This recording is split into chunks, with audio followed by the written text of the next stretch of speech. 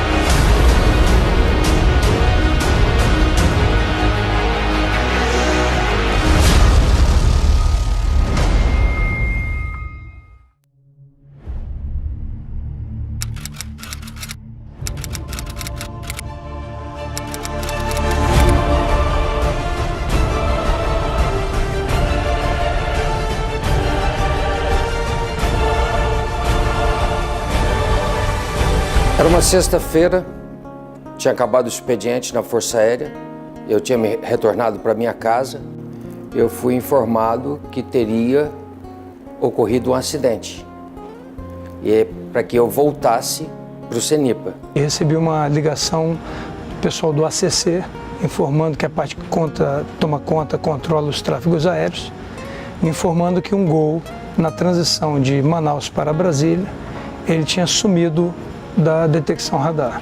Vendo as imagens dos radares, o cruzamento de duas aeronaves e a possibilidade de ter ocorrido um evento. Até aquele momento a gente não podia dizer que era um acidente. Imediatamente nós vimos que uma aeronave estava desaparecida. Visto que as informações que nos chegavam não faziam muita relação em função do que a gente estava vendo na tela e as probabilidades de termos realmente um pouso eram mínimas, evidentemente que a partir daquele momento foi desencadeado então todo o processo de acionamento da busca para eventualmente fazer um salvamento, se fosse o caso, dependendo do que fosse encontrado na região. Estava no trânsito em São Paulo, quando até então meu vice-presidente, Davi Barioni Neto, me ligou e pediu para retornar, porque o Salvo Aero tinha entrado em contato com a nossa coordenação de voos, informando do desaparecimento da aeronave. Naquele momento eu retornei e me dirigi diretamente à coordenação de voos da Gol Linhas Aéreas, e ali o clima já era tenso. Eu recebi um telefonema do Chagas, que era o segurança de voo da Gol, e ele me deu uma boa noite, falou: Rufino, estou precisando da sua ajuda. O que você está precisando? Ele falou: estamos com uma aeronave desaparecida. Imediatamente liguei para o CENIPA e ali eu comecei a ter uma ideia da complexidade da coisa, porque no momento que o chefe do CENIPA atendeu, eu perguntei: vocês já estão cientes? Ele falou: do que? Do Embraer? Eu falei: que Embraer? Eu falei: não, do Gol. Ele falou: que Gol? Então foi a hora que a gente começou a perceber que era alguma coisa muito maior, porque na realidade cada um tinha uma parte da informação. Naquele dia, sexta-feira, nós regressamos do treinamento, chegamos no alojamento e ligamos a televisão. Quando a gente ligou a televisão, a gente olhou aquela notícia, né? Boeing desaparece sobre a selva. A companhia aérea Gol já confirmou que uma de suas aeronaves está desaparecida. Eu falei: o que foi, comandante? O que aconteceu? Aí ele falou: pô, acabou de acontecer um acidente muito grave no Brasil, e prepare que a gente já vai chegar lá sem tempo para a família, que a gente vai ser engajado já automaticamente nesse acidente. A TV ligada, né? Aí foi a primeira vez que vi a imagem da aeronave que supostamente tinha desaparecido, né? Daí quando eu olhei aquela imagem, foi aí que eu falei aquele negócio, né? Pô, uma aeronave daquela não combina com a selva. Então eu já, a partir daí, eu comecei a entender que era alguma coisa grave. A gente estava lá em Cachimbo, quando de repente a gente viu uma aeronave chegando, uma aeronave, né? A gente viu que era diferente, a cor dela era azul. A gente até achou estranho, né? Um avião civil aqui em Cachimbo, né? E foi aí que a gente teve a notícia de que essa aeronave ela colidiu com alguma coisa no ar, a gente não sabia o que era ainda. Quando à noite veio a notícia, né, que tinha uma aeronave da Gol desaparecida ali na região e que o pessoal achava que essa aeronave tinha colidido com esse Legacy que tinha pousado em Cachimbo. Até então a gente não acreditava, né? A gente achava muito improvável isso acontecer. A Luciana, que era a namorada dele, que foi buscá-lo, ela tá chorando. Quando falou assim, eu falei, meu Deus, o que houve? Quando o João ligou a televisão do quarto, já estava a notícia que o avião estava desaparecido. Aí, assim, o chão faltou. Aí eu liguei a televisão. Quando eu liguei, eu vi voo da Gol 1907 desaparecido. Ali eu entrei em pânico, eu fiquei no chão, comecei a chorar. Aí foi a noite toda, sem dormir, esperando notícia. Ligava o telefone dele, não atendia. O maior desafio da minha carreira como investigador do CENIPA, desde que eu comecei a trabalhar nessa área de investigação de acidentes.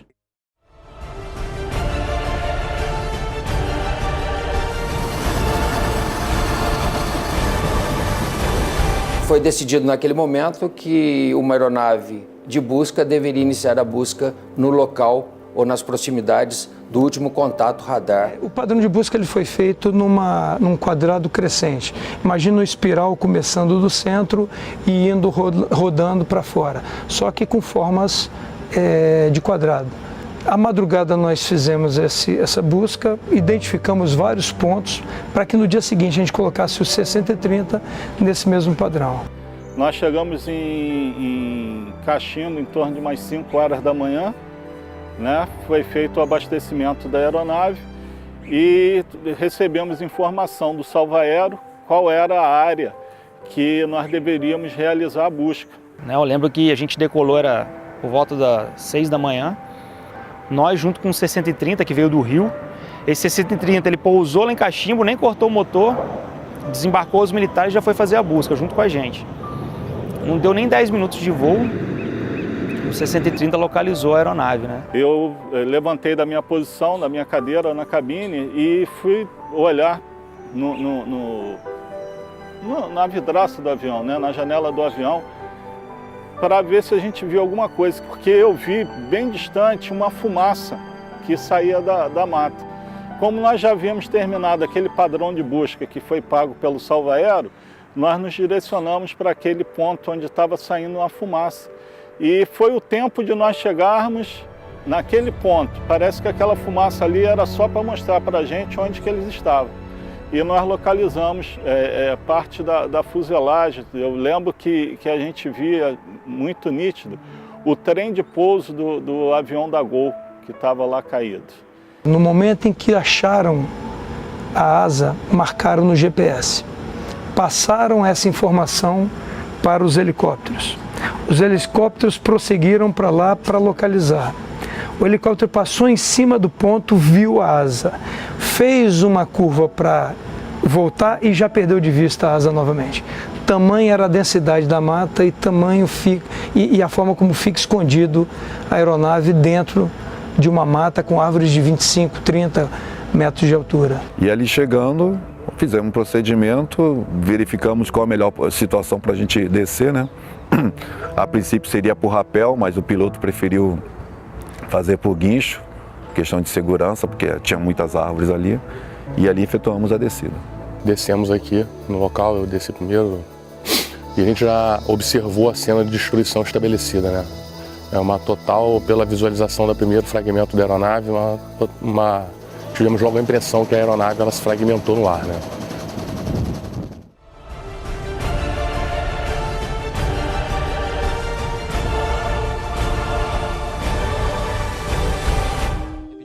Acaba de ser localizado o Boeing da Gol que havia desaparecido ontem. Por enquanto, não há nenhuma informação sobre sobreviventes. Todo o nosso trabalho a partir desse momento, até uma definição, foi de buscarmos sobreviventes. Este era o objetivo da operação da Força Aérea. Na aeronave a gente já sabia o que poderia ter acontecido, mas a gente fica sempre com aquela esperança, né? A gente sempre sai com aquela esperança de que vai ter alguém com vida ainda, que nós vamos encontrar alguém que está precisando da gente e a gente vai conseguir, sei lá, mandar um fardo, ou dar a posição que aquela pessoa está para que o pessoal do Salva Aero possa ir lá buscá-los. Enquanto a gente não chegou no local do acidente, que a gente pôde ter a certeza ali de que, infelizmente, tinha sido diferente do que a gente estava esperando. A gente estava esperando realmente um milagre ali, da aeronave ter feito um pouso forçado, como foi o da Varig. E mesmo assim, a gente tinha esperança. E infelizmente não foi o que a gente encontrou. É como uma mãe, né? A mãe, enquanto ela não encontra seu filho desaparecido, seu familiar, ela não esmorece. Da mesma forma, as equipes de resgate, elas trabalham desse jeito, né? Vislumbrar aquela imagem, né, que foi aquela imagem famosa, né, da parte das asas, né, de cabeça para baixo ali, o trem de pouso aparecendo ali. Ao ver aquela cena, a gente já viu que com certeza não haveria possibilidade de sobrevivente, mas deixamos para tirar essa conclusão em solo. Eu vi uma asa virada no dorso, o trem de pouso acionado. Ali eu já perdi a esperança. Emitindo sinais, emitindo barulho de apito, verbalização. Infelizmente nós não tivemos respostas e logo já concluímos ali quase que de imediato que não existiam sobreviventes devido ao próprio estado da fuselagem da aeronave totalmente fragmentada, né? Eu decidi, teve uma hora que eu parei, eu optei por parar de chorar, por enxugar as lágrimas e por ligar para a companhia para dar notícia que, infelizmente, praticamente era impossível a gente achar pessoas ali, sobreviventes ali daquele acidente. Nosso objetivo era bastante específico, era resgatar sobreviventes. E quando você chega à conclusão que esse trabalho não será realizado e nós não traremos nenhuma boa notícia, então é uma frustração grande. Se você não tem sobreviventes, é obrigação do Estado recolher as vítimas. Então nós já estávamos ali e partiríamos agora para uma missão menos agradável, mas tão importante quanto a primeira.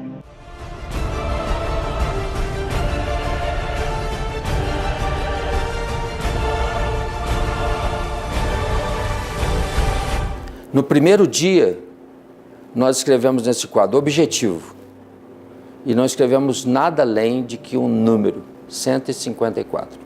Esse era o nosso objetivo, resgatar 154 brasileiros. Chegando aqui, nós observamos uma presença intensa no cheiro de combustível, fogo no fragmento da aeronave, no destroço da aeronave, e já visualizamos alguns corpos aqui no momento, né? Presentes aqui ao redor aqui do fragmento principal, que é a asa da aeronave, junto com os dois trens de pouso. A gente começou a fazer a varredura.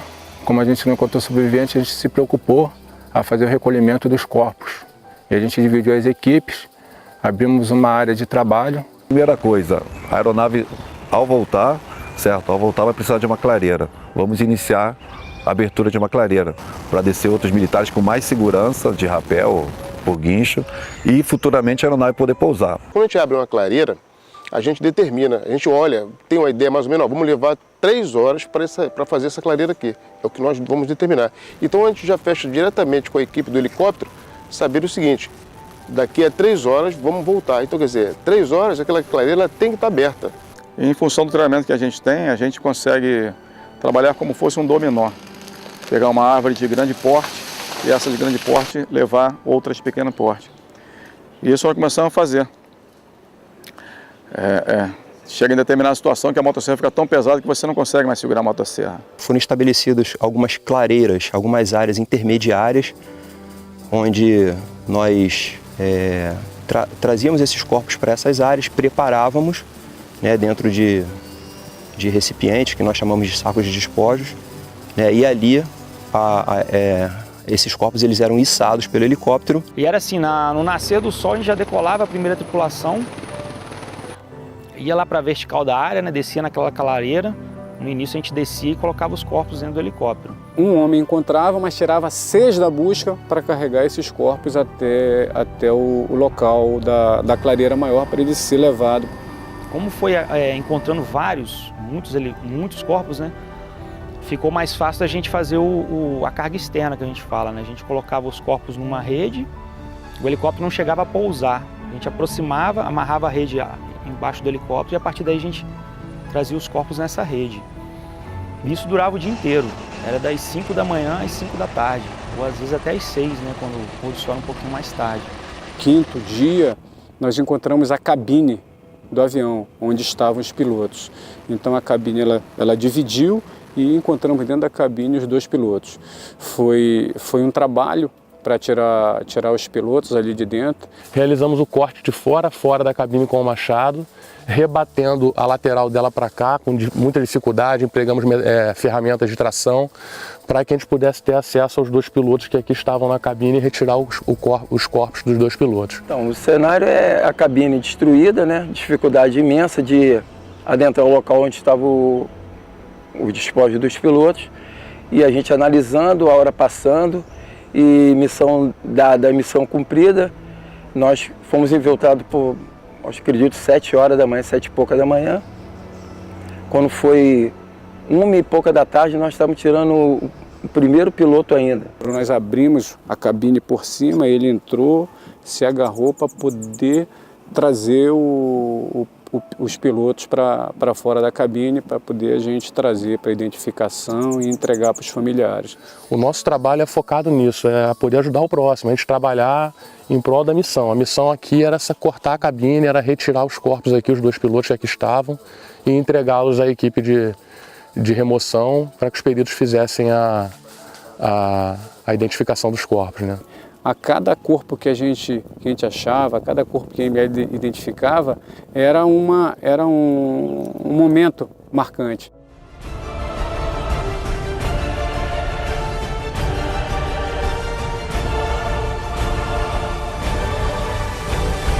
Se a gente na selva, a gente sua. E os insetos vêm atrás do sal, que fica onde seja. Então, muitos insetos pousavam na gente, as abelhas pousavam na gente. E conforme a gente se movimentava, né, o uniforme dobrava, prensava a abelha e ela se defendia, picava a gente. Quando nós chegávamos lá com o helicóptero, as abelhas elas não vinham, né? Quando helicópteros saíam, elas atacavam. Então, o primeiro dia com elas foi terrível. Passávamos uma fita para impedir que ela entrasse pela manga da camisa e usávamos uma rede no rosto para evitar um pouco as ferroadas. Tivemos também militares que desenvolveram choque anafilático por picada de inseto, a gente também proveu o atendimento. Depois tivemos também piolho, porque é da região, né? Os carrapatos e os piolhos são da região. E aí nós tivemos também piolho, aí todo mundo teve que raspar a cabeça. Falando, porra, tá desconfortável aqui. E alguém conversando com a gente, aí um militar do esquadrão falou, pô, aqui tá desconfortável, mas o desconforto maior, com certeza, é a família de quem perdeu um ente querido aqui. A dificuldade que a gente encontrou lá foi assim, a primeira coisa são as árvores muito altas, né? Muito altas as árvores e bem grossas, difíceis de derrubar, mas aquele era o melhor ponto dentro que nós escolhemos para poder fazer o abate das árvores ali. A dificuldade maior a selva, ela já naturalmente proporciona, que é o calor, a dificuldade de progressão, os insetos, as abelhas, principalmente as abelhas, e o calor intenso. E o tamanho da área, que a gente ainda não tinha uma dimensão exata, né, até porque a aeronave estava fragmentada e a gente não tinha qual seria essa área, né, de trabalho. Esses camaradas eles ficaram ocupados de cortar as árvores, eram árvores, troncos gigantescos ali para cortar e perdendo, suando, né? Perdendo os sais. Começou a dar cãibra neles. E aí eles repunham com o material que a gente tinha na mochila, só que eu perdia muitos sais ali. E aí teve uma hora eu falei, pessoal, vocês vão sair daqui, fim do dia, vocês vão para Caxias. Não, coronel, a gente continua aqui. Eu falei, não, porque pô, daqui a pouco vocês vão ser vítimas também, né? Vão se machucar. Mas é aquela coisa, tinha que expulsá-los dali, que senão eles iam ficar girando direto ali. A gente queria trabalhar o tempo todo. Vimos como é difícil, é inacreditável como é difícil Ninguém tem noção do que é isso. Agora que nós estamos vendo o que aconteceu. Vimos o pessoal vindo da mata, transpirando, sabe? Emocionados. Eles não só trabalham, eles têm emoção. A gente percebe a emoção deles. Foi um acidente que houve muito desgaste, que nós vimos ao extremo. Nós não parávamos nem às vezes para comer. E a dificuldade também que nós encontramos aqui, né, um sentimento de que os homens que trabalharam aqui realmente deram o máximo e fizeram a diferença. Tu ia encontrando aquele cenário ali, aquilo ia te deixando chocado, mas ao mesmo tempo você tinha que se manter erguido, que era o seu papel ali, o seu dever era fazer aquilo ali. Quem nos ajudou muito ali foi o nosso Paraçar 01, né? Então foi Deus. Então Deus o tempo todo guiando cada combatente SAR ali no caminho de onde encontrar uma vítima. Eu encontrei vítima assim aleatório, faltando 13 vítimas. O H1H foi fazer uma carga externa, o sopro do rotor dele principal bateu numas folhas e aí eu encontrei uma vítima por uma tatuagem. O mais bonito que teve lá, o mais empolgante que teve, é que todo mundo que foi para lá foi voluntário. A FAB demonstrou a capacidade dela de cumprir uma missão em condições muito ruins, em péssimas condições, em condições totalmente adversas. Ela mostrou que os seus militares dormem em carroceria de caminhão, em chão de varanda, debaixo de uma árvore, em qualquer local, porque eles são comprometidos com a missão.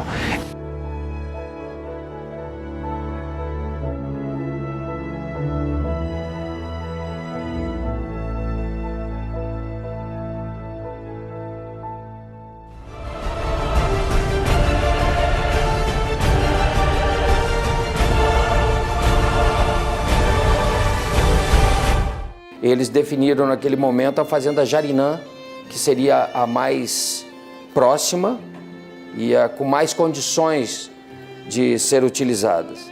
Porém, nós não tínhamos perfeita noção da situação da pista de pouso. A fazenda Jarinã, ela até então não era conhecida, então a gente não sabia como era a pista em si, mas o pessoal que estava lá informou que a pista provavelmente tinha condições adequadas de pouso para o búfalo, já que a aeronave tinha essas características de pousar em campos não preparados, ou de terra ou de grama, com alguma deformidade. De uma forma ímpar, o responsável pela fazenda nos recebeu com um envolvimento, um comprometimento muito grande na missão, entendeu, nos apoiou plenamente e completamente com tudo que ele tinha disponível.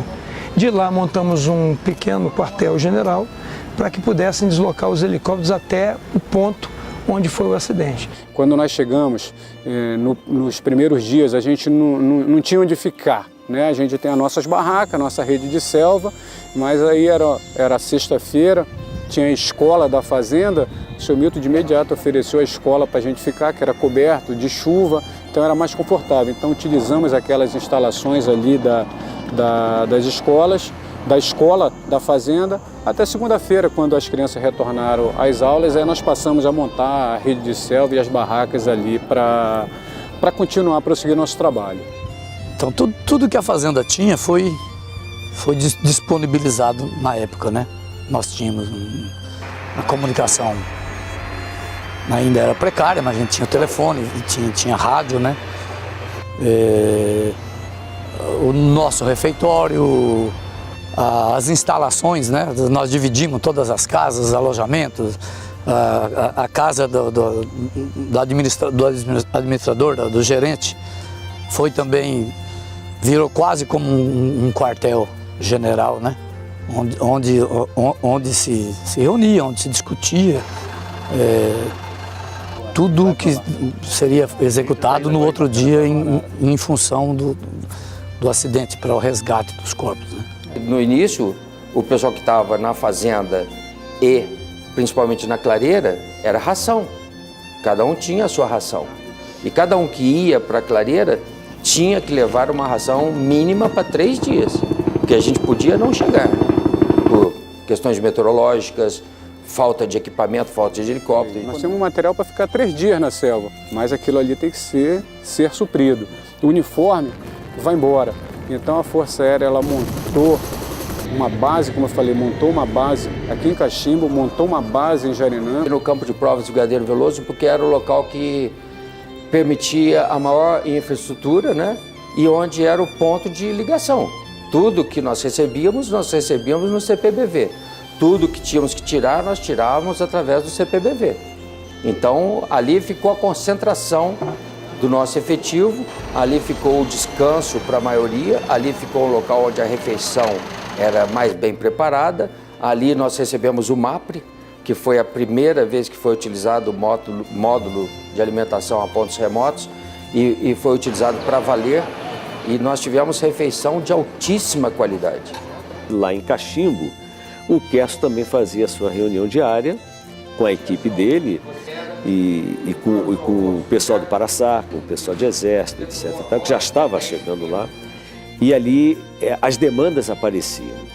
Então a minha função era receber essas demandas e fazer os contatos, seja com a área civil, seja com a área militar, dentro das Forças Armadas, Polícia Militar, Corpo de Bombeiros Militar daqui de Brasília, para poder prestar esse atendimento.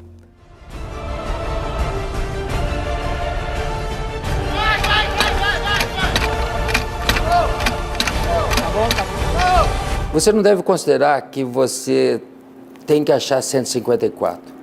Na realidade, você tem que achar o familiar de alguém. E aí nós vimos que embaixo daquela asa tinham 400, daquele pedaço maior. E aí nós precisávamos levantar aquilo ali, só que aquilo ali era tonelada para levantar. E a gente ter conseguido fazer aquilo ali, erguer aquela asa, aquela parte da aeronave, com todo mundo ali, aquele espírito de equipe, aquilo me marcou muito. Eram pneumáticos que ajudavam a levantar aquele material, só que tinha que fazer uma base de madeira para colocar lá em cima, amarrar aquela asa numa corrente, enquanto essa parte, esse pneumático ia inflando e levantando, aí na mão o pessoal do Paraçá e das equipes de resgate iam ajudando a levantar do outro lado. E com isso nós conseguimos esse trabalho de corpo, de espírito de corpo ali, nós conseguimos levantar essa asa. Mas faltavam ainda. Só faltava o Marcelo Paixão, que estava sentado na poltrona 17 Charlie, que é exatamente no meio da aeronave. O lema do Paraçá é nós não deixamos ninguém para trás, né? Então a gente continuou na busca, o comando da aeronáutica na época, não, nós vamos ficar até encontrar.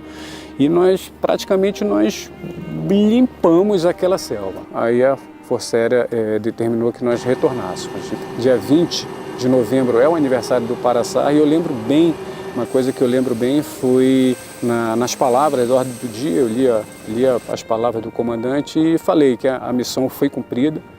Ela, entre aspas, foi bem cumprida, mas o Paraçá não estava feliz, não estava completo, porque infelizmente nós deixamos um para trás e nós não deixamos ninguém para trás. No dia seguinte, o Brigadeiro Querso foi informado que a última vítima foi identificada, que naqueles corpos finais que nós enviamos para o ML se encontrava o senhor Marcelo Paixão.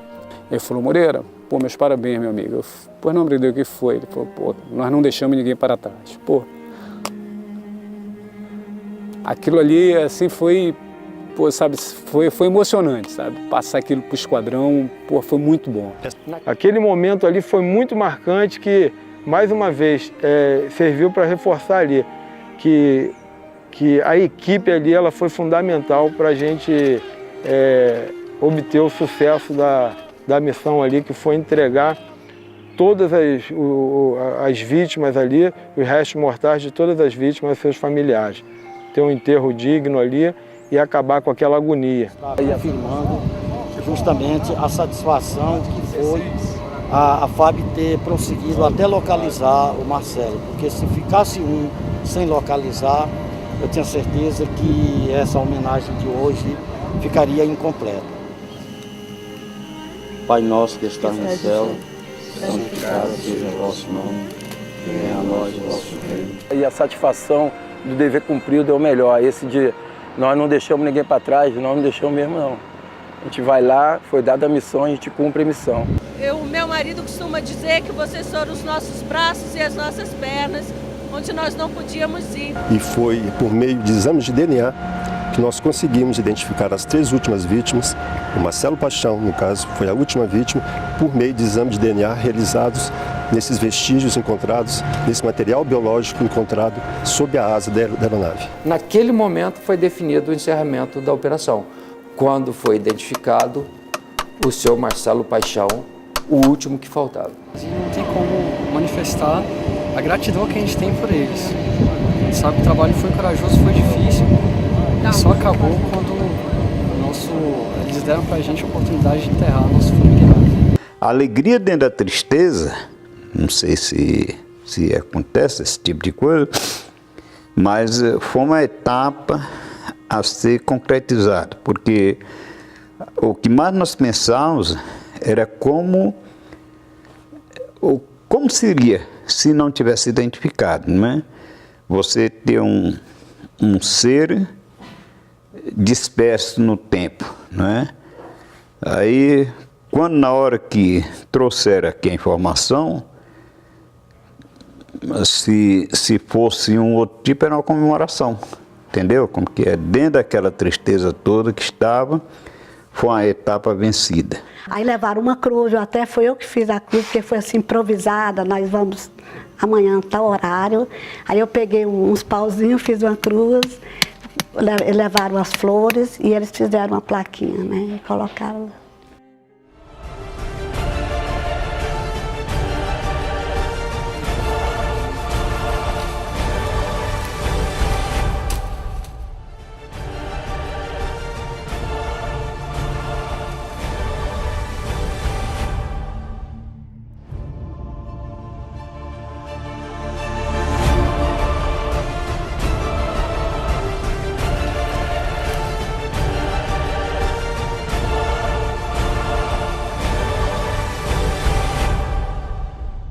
Uma homenagem para todos aqueles que labutaram aqui nessa árdua missão e a renovação da esperança e da fé de todos aqueles que perderam seus entes aqui e dos familiares dos militares que também aqui labutaram.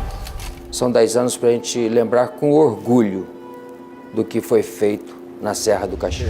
Ao longo desses anos aí, ao longo desses 10 anos, sempre teve uns flashes na minha cabeça aqui do cenário. Por vezes eu sonhando que ainda estava aqui nesse local. Então, às vezes você estava lá voando, vinha o mecânico lá, tenente, toma água aí tu cara tem que tomar água. Você não lembrava tomar água, almoçar, você parava para almoçar ali, o pessoal te lembrava, ó, você tem que almoçar agora, vamos almoçar. Então estava todo mundo focado, né? Isso aí ficou muito marcado, a união, o profissionalismo, né? E o foco na missão. 25 anos ou mais de preparação, sofrimento de curso, sem água, sem comida. Mas é um ser humano, a família que tinha ali foi destruída. Então a satisfação de ser esposa, ser pai, ser mãe, vai ter teu filho de volta. É um momento de decepção, de tristeza que eu carrego comigo. Porque quando você quer salvar alguém, ajudar alguém, você não pode. E nisso, você, além de não salvar aquelas pessoas, você decepciona outras. Porque outras esperavam receber seus entes vivos e você não consegue. Isso ficou muito marcado para mim, principalmente quando eu estive na presença de pessoas, de familiares que foram na clareira, e essas pessoas me olhavam e me pediam para eu ajudá-las, e eu não conseguia, eu não podia ajudar. Eu confiei neles, todos vocês, né, pelo apoio da busca, de tudo, e hoje eu sou tranquila, choro, ainda choro, mas é um choro de saudade, né? Porque é lógico, mãe, né? De saudade, nada substitui, mas eu não tenho revolta. Eu estava no shopping, aí eu ouvi uma voz assim, Coronel. Aí eu olhei, eu não sabia quem era, né? Era uma senhora. Coronel, eu sou a dona Francisca. Eu, por não, dona Francisca. Coronel, eu sou a tia do Marcelo Paixão. Aí essa senhora, ela me abraçou, e nós começamos a chorar ali no choque. Vai fazer 10 anos que aconteceu, mas eu lembro de cada detalhe dos 43 dias que eu vivi lá. Tristeza a gente vai sempre ter, isso aqui eu nunca vou tirar da minha mente, da minha cabeça. Nunca vai sair da minha cabeça isso aqui. Eu lembro cada dia da minha vida, eu lembro desse local aqui, lembro desse acidente. Me marcou para sempre, trouxe para mim uma nova maneira de encarar a vida, de encarar o meu dia a dia. Isso realmente foi marcante demais aqui, muito marcante. Uma coisa que me marcou foi uma pessoa que disse assim, uma familiar de vítima que disse assim: Coronel, você sabe por que eu venho aqui? Não é porque eu estou preocupado em entrar com ação, com nada. Eu só quero entender o que aconteceu para poder continuar a minha vida.